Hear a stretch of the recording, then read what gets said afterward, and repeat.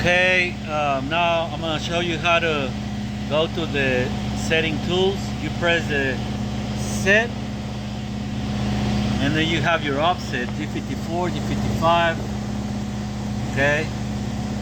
And then with the highlighted on tool, you can check all your tool setup, your heights,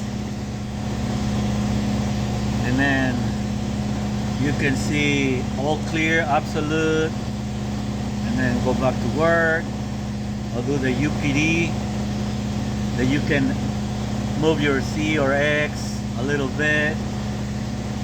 That way you shift it accordingly with your program. It's very easy.